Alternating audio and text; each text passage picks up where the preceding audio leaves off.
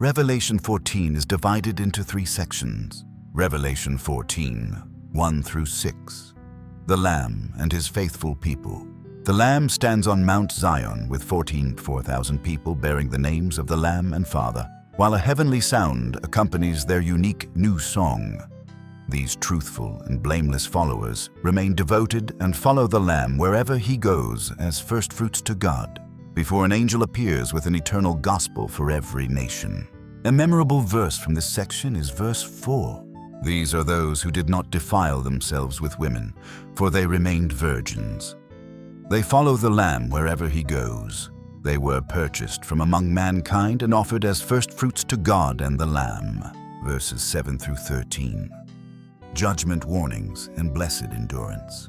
The angel calls all humanity to fear and worship the Creator because judgment has arrived, followed by announcements of Babylon's fall and severe wrath for worshippers of the beast.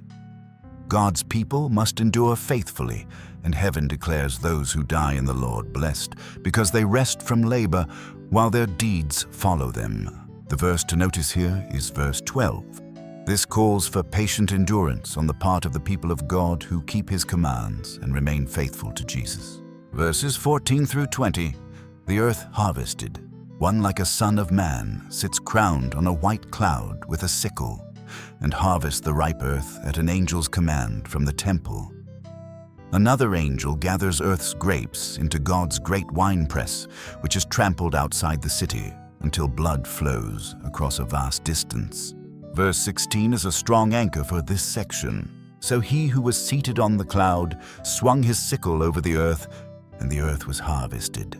We are about to read through Revelation chapter 14 from the beginning. Then I looked, and there before me was the Lamb standing on Mount Zion, and with him 144,000 who had his name and his Father's name written on their foreheads. And I heard a sound from heaven like the roar of rushing waters, and like a loud peal of thunder. The sound I heard was like that of harpists playing their harps, and they sang a new song before the throne and before the 4 living creatures and the elders. No one could learn the song except the 144,000 who had been redeemed from the earth. These are those who did not defile themselves with women, for they remained virgins. They follow the Lamb wherever he goes. They were purchased from among mankind and offered as firstfruits to God and the Lamb. No lie was found in their mouths. They are blameless. Then I saw another angel flying in midair, and he had the eternal gospel to proclaim to those who live on the earth, to every nation, tribe, language, and people. He said in a loud voice, "Fear God and give him glory, because the hour of his judgment has come. Worship him who made the heavens, the earth, the sea, and the springs of water." A second angel followed and said, "Fallen, fallen is Babylon the Great, which made all the nations drink the maddening wine of her adulteries."